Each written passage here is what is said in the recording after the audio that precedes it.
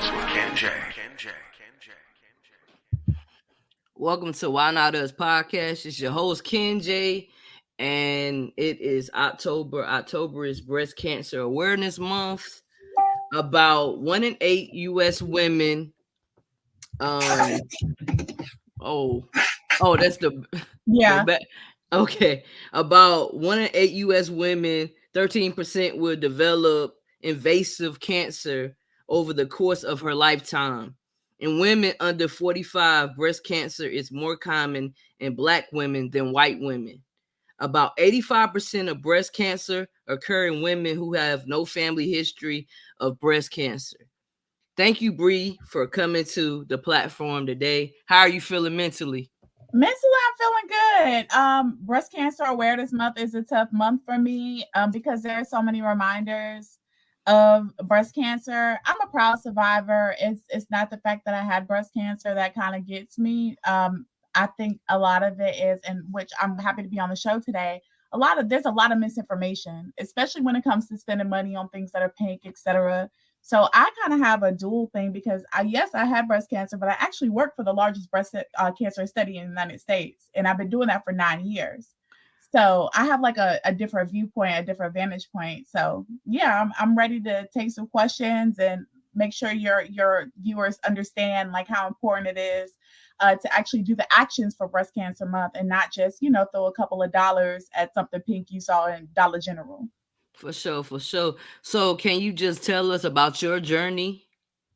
Yeah. So, okay, my journey actually starts. I have two beautiful children. I have two bonus babies too, but I have two beautiful children that I had myself. My son, I got pregnant with him in 2014. 2015, I wanted to do all the things. So I breastfed my son like I breastfed my daughter. I breastfed my daughter for 2 years. Nobody judged me, but I breastfed my daughter for 2 years, and I was hoping to have a similar journey with my son. But my son ended up having laryngomalacia, which is a birth defect of the larynx.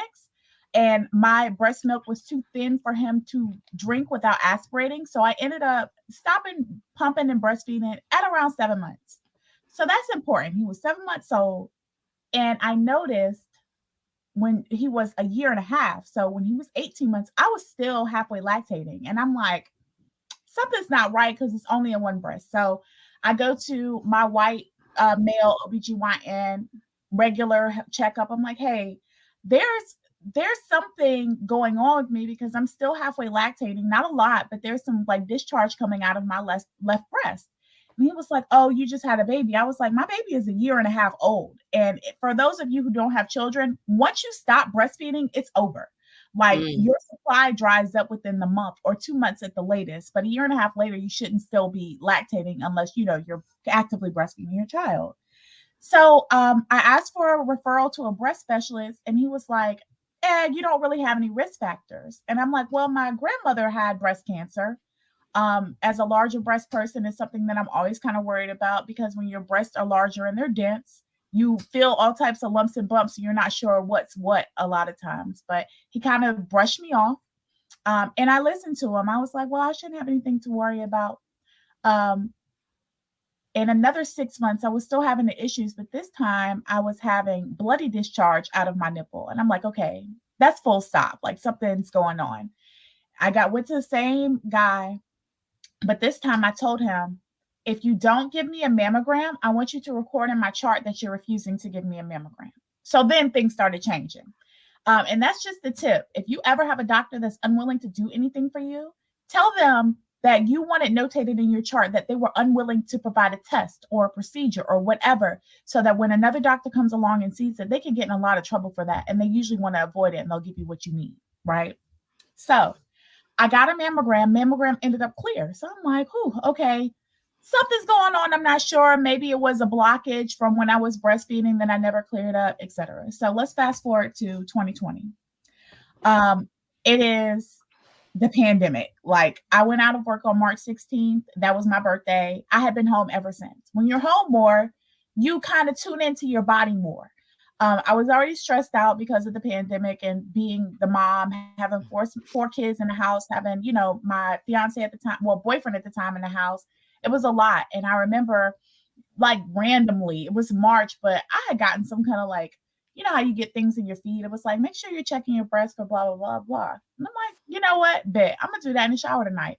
So I did it. And I felt a lump in my left breast. It was right above my nipple. And I didn't believe it at first. I was like, maybe I'm tripping. Like maybe I'm doing too much. And I asked my boyfriend, I said, can you just look at this and tell me if you feel this that I'm feeling? He's like, sure, yeah. Yeah, there's definitely something there. But being that it was a pandemic, I called to schedule an appointment with my OB. I couldn't get in, but I was like, I'm not giving up. I actually ended up finding a wonderful Black OBGYN out of Center OBGYN, which is located at Rex Hospital. Laura, her name escapes me right now, but I went to see her. She was the quickest person that I could get into. I told her, I said, hey, I have a lump in my breast, but I was really there because I was on long-term birth control and the birth control was expired. So I needed to get it taken out. I had an IUD. She takes out my IUD. She checks my breast and she's like, hey, I feel the lump too. I want to send you to a breast specialist. So I thought that I was going to have to go in there like fighting, like, listen, I've already, gone through. But she was so cool and she was so easy. She said, do you have time to go today? And I said, absolutely.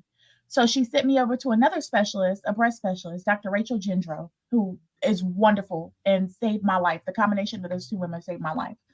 When I met Dr. Gendro, she took a biopsy. Well, actually, went to get my mammogram. They saw something.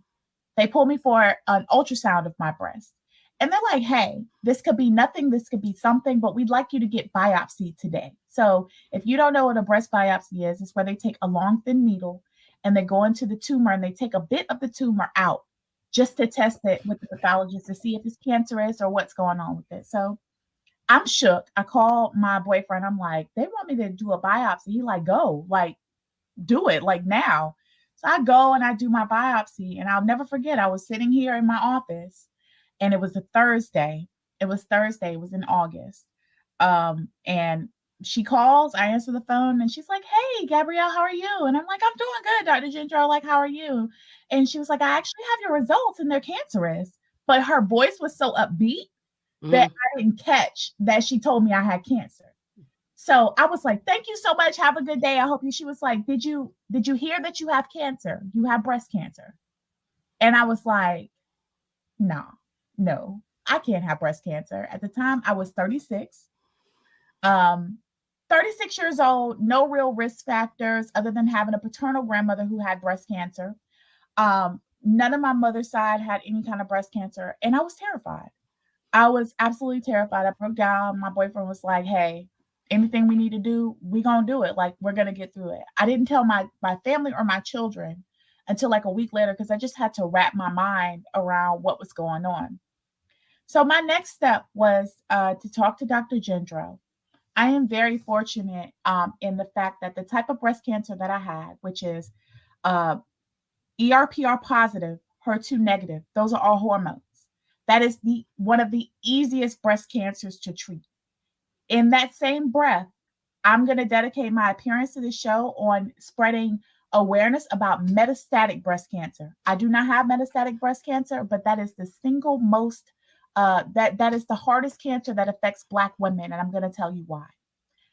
I work for a breast cancer study, and Black women are hit harder, and they are usually have more dire prognosis than our white counterparts because of the socioeconomic injustice of not having access to the type of doctors that we need, or being brushed off, as I was, when we have valid concerns.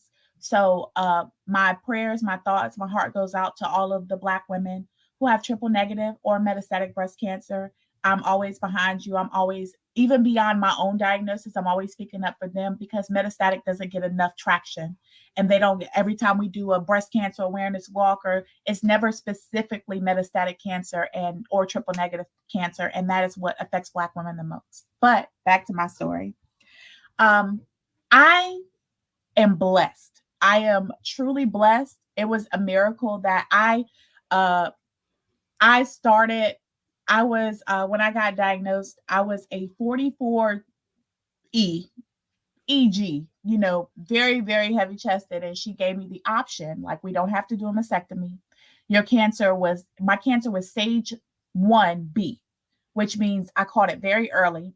but it was an aggressive type of cancer that I had to do something immediately. So they were able to tell all that through the pathology report. And I elected to get a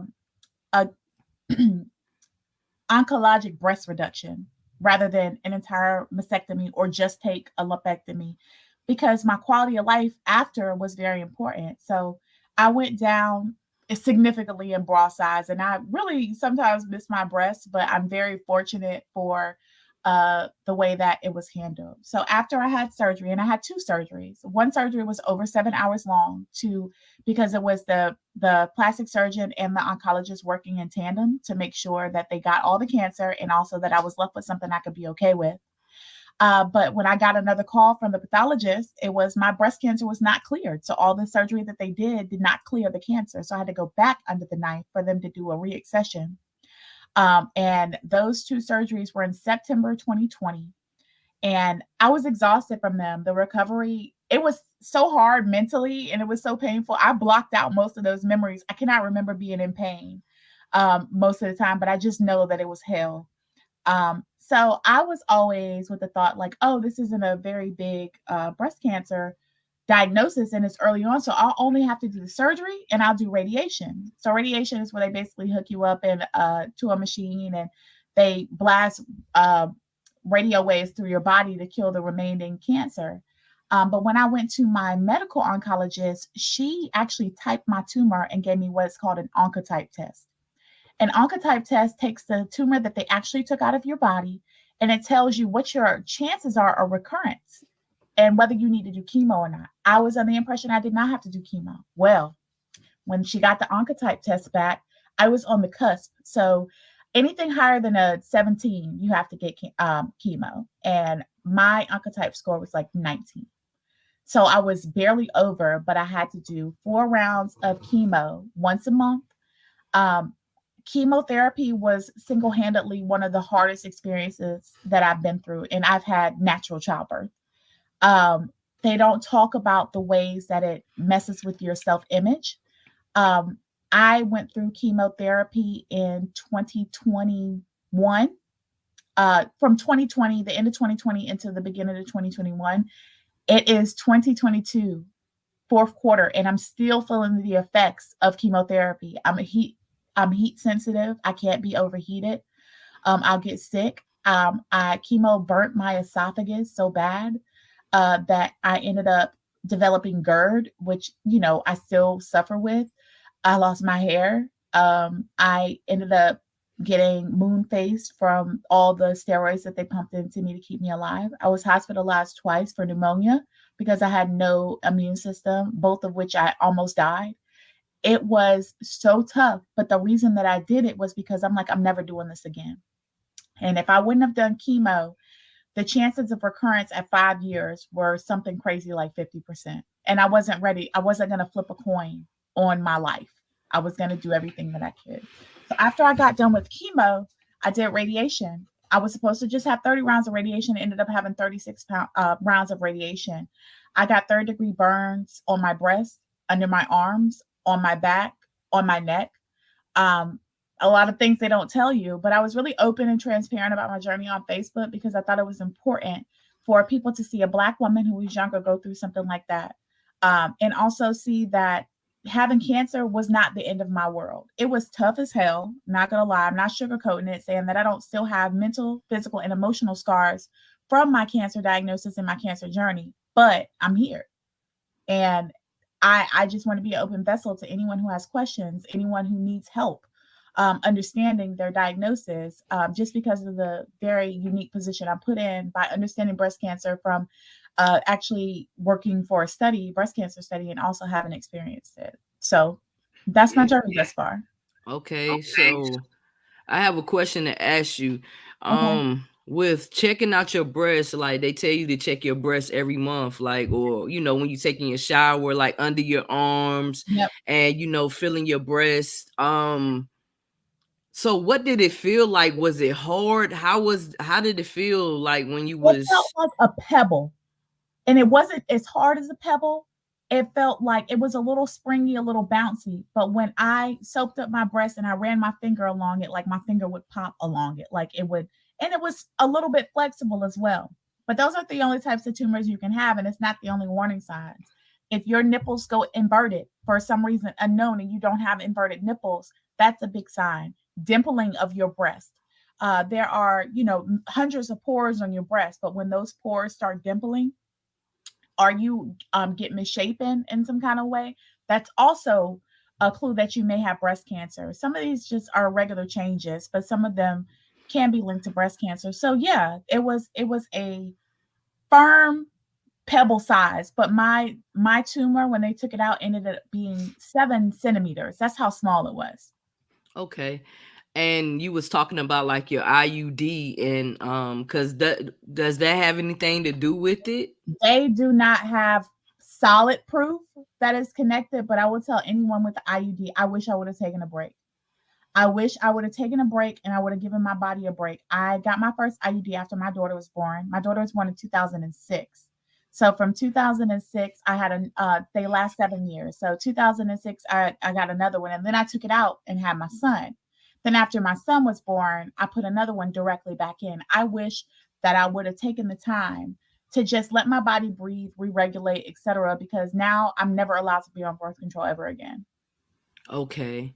Okay, so that's why I was asking. So they saying you're never allowed to be on birth control. Is it because it's a high risk that you will get it again? It's because breast cancer is hormonal, and birth control is hormones.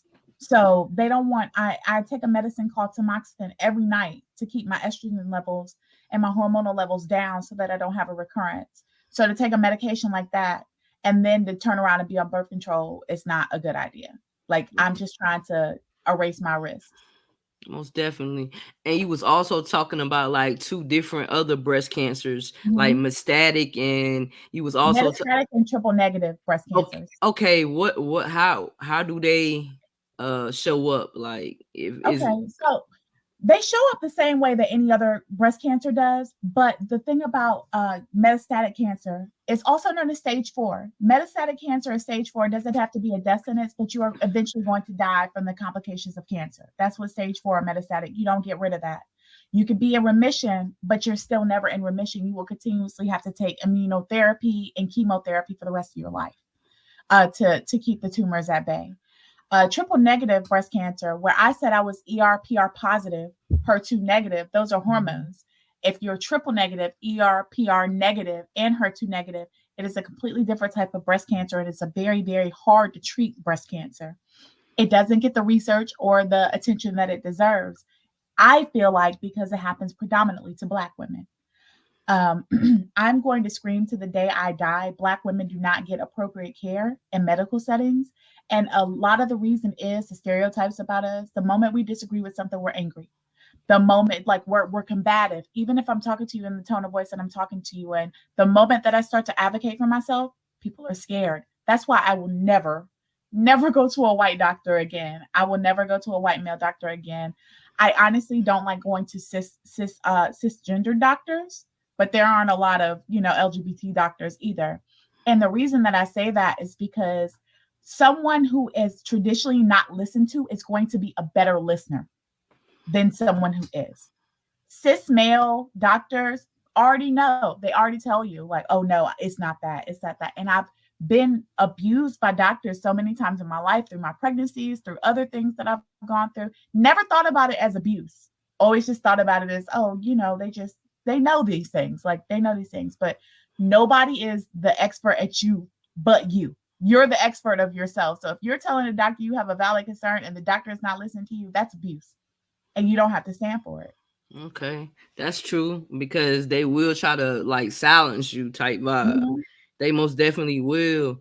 Um, I'm just thinking about like my grandmother, she had breast cancer when she was like in her 70s.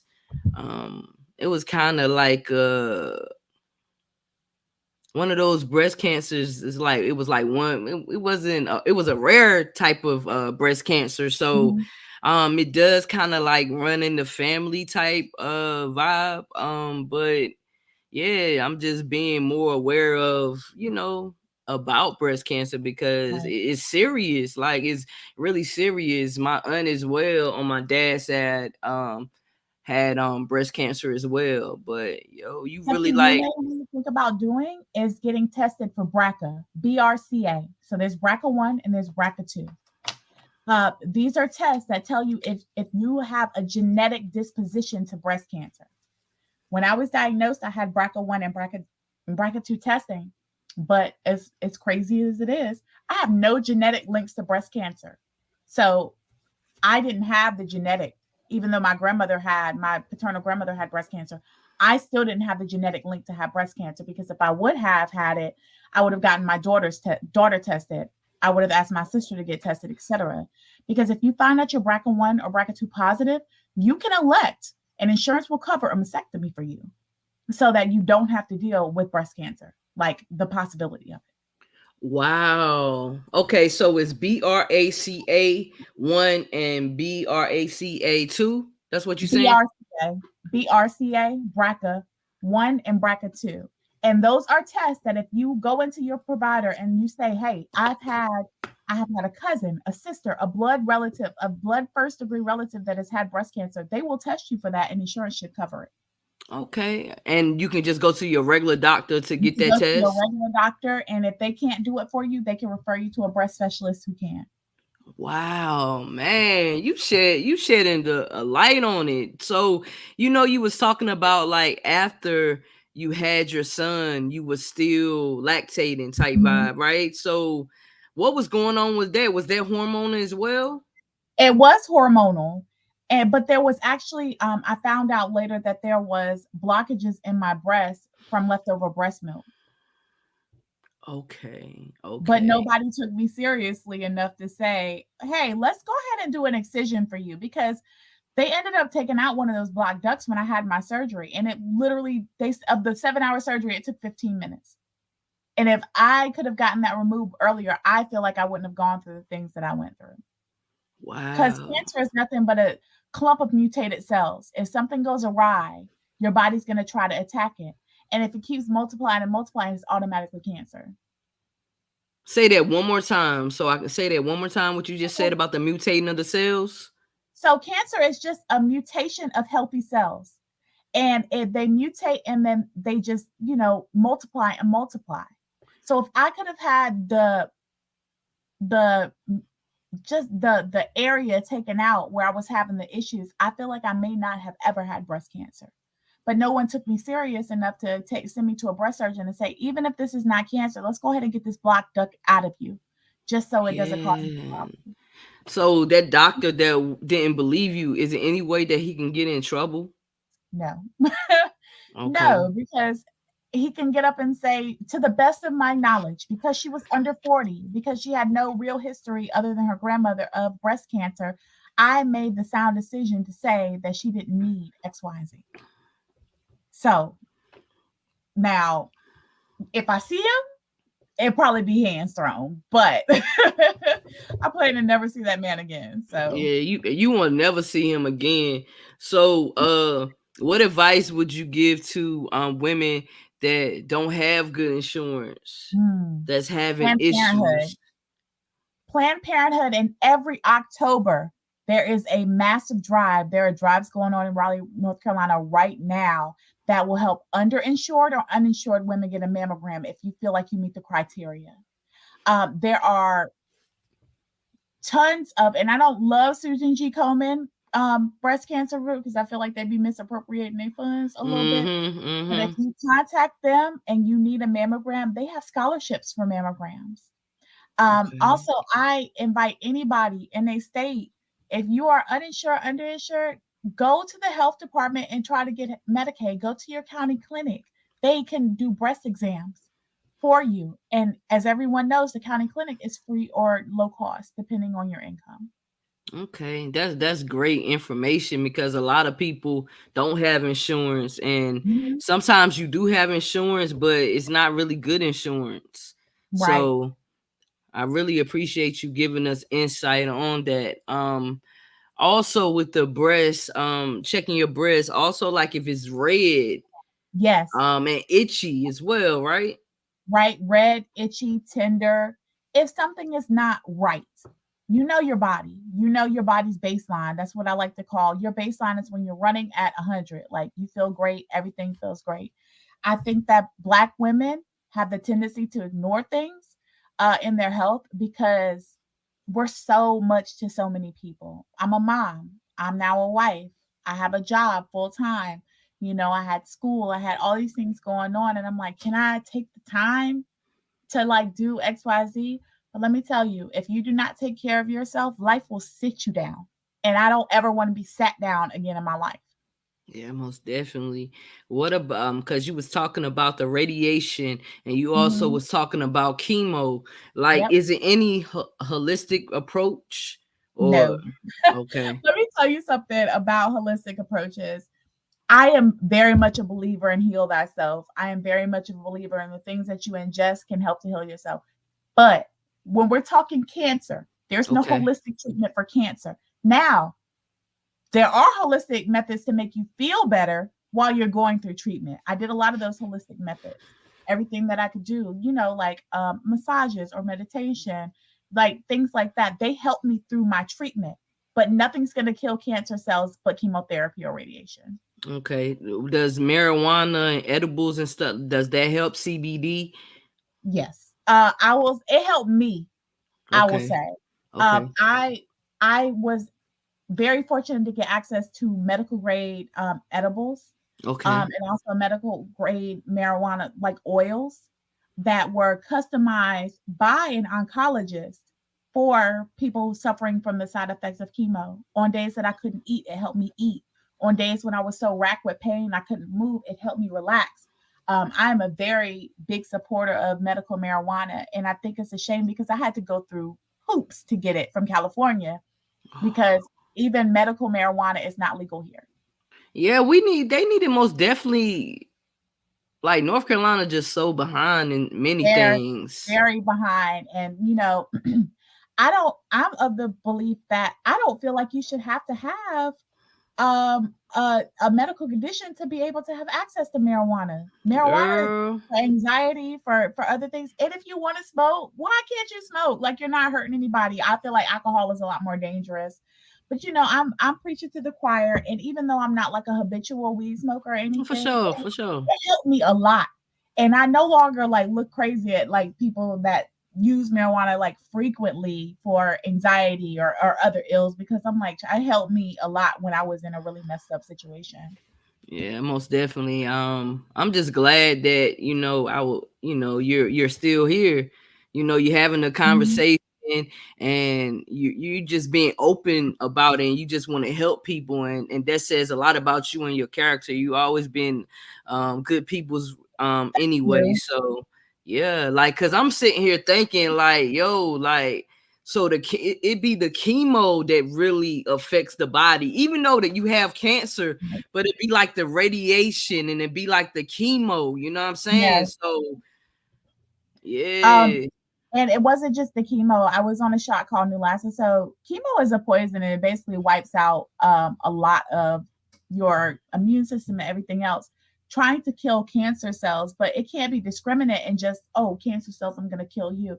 It kills a lot of things. So you end up having such a low white blood cell count that they end up giving you a drug called Neulasta. Neulasta takes literally, it's a wearable and injects you and it releases white blood cells from inside your bone marrow. And when I tell you that was the most intense pain that I've ever been through, it felt like someone was spreading my hips with a vice grip to the point where I had to go into the hospital and I had to be admitted into the clinic to get IV Dilaudid, which is the only pain medicine that worked for me during chemo. And that is like a highly narcotic pain medicine. And I'm allergic to Tylenol. So I don't really Mm. do a lot of pain medicines. I'll take an Advil if I need it, right? But that level of pain, I can't. I was in so much pain, I was hallucinating. Like that type of level of pain. So yeah, it's a lot of times not the actual cancer, but the treatment and the things that they do to try to get you back right that hurt. So what about your throat? You was saying something about your throat. Yeah. Is your throat? How's like I know I'm asking a lot of No, questions, you're but fine. Yeah. what about your throat? Like It took a lot. It took a long time. It took a long time because chemotherapy, one of the side effects is burns because it's caustic. And even though I wasn't ingesting it, is I had a port. I don't know if you can see the little dark Yeah, area yeah, where I had yeah, my port installed, and then I yeah. had my My port scar yeah. still. So being so close to your face, your chest, or whatever, you run the risk of being burned by your chemotherapy. So it started off as just like a sore throat. Then it went from a sore throat to I couldn't swallow. Then it went to heartburn that was so hellish I would have to sleep sitting up. Um, and it completely destroyed the lining of my esophagus. So I had to be, I'm still on Protonix, which is a, higher grade heartburn medicine to rebuild my esophagus. And all of that, like the inside of my mouth was burned. I couldn't eat, I couldn't drink, I couldn't do anything. All I could do was sit. Like my husband would have to just rub ice against my lips to get moisture. And then I ended up going back because I was dehydrated because I couldn't eat. But it took months to recover from that. And I'm still not all the way okay. I still have bouts of heartburn from it. It's not as bad as it used to be, but it still happens. Wow, that's a lot. Wow. So wow, man. Like, cause the questions just coming. So they couldn't give you a feeding tube while you was going through that? Like, It you would have wasn't been able too to eat? aggressive. It would have been too aggressive. Feeding tubes are painful. Like they're Okay. super painful, especially going through your nose when you're already irritated and everything else. I was like, absolutely not. Like, I'm sure if it Okay. would have got to a certain point, they would have done a medical intervention. But I'm a pretty tough cookie too. So I was just like, I'm not gonna do a feeding tube because I don't want to create more problems for myself Okay. than what I already had. Okay. Before we even get off the podcast, what advice would you give someone um that is not even having problems like pain or anything like that? What advice would you still give them? Do they need to still get a mammogram under the age of 45, or would you say go at 45? What would your advice be for that? My advice is always, if your insurance is gonna let you do it, do it. If Okay. your insurance is gonna let you get a mammogram, do it. If you have a history of breast cancer in your family, don't ask for a mammogram. Mammograms actually are not 100% effective at finding breast cancer, but what is 100% effective in finding if you have a genetic predisposition is your BRCA testing. You Okay. can do BRCA testing as young as a teenager. Okay. Okay. Thank you so much for coming Mhm, to the platform. I really appreciate you, man. It's been a pleasure. Thank you for just sharing your journey. Thank you for giving us the insights mhm. and, making us aware, because that's what it's all about, being aware. Because some people might be going through these type of pains, but you being a black woman, you just putting it off because you're a mom, because Right, you're a single mom, you have to do A, B, C, and D for your family, but you right, got to take care of yourself, as you were saying before. So right. make sure y'all go get tested, and make sure, well, tested, like she was saying, the BRCA 1 and 2, right? Yep. If you have any kind of disposition for it in your family, if your cousin, if your auntie, if your grandma has ever had breast cancer, ask for a BRCA test. All right. Thank you again, Bree, for coming to the No platform. problem. Thank you so much for having me. Most definitely. You can be what you wanna be. See what you wanna see. Go where you wanna go. Oh. Why not? Why not us? Why not us? Why not? Why not us with Ken J? Why Not Us podcast with Ken J.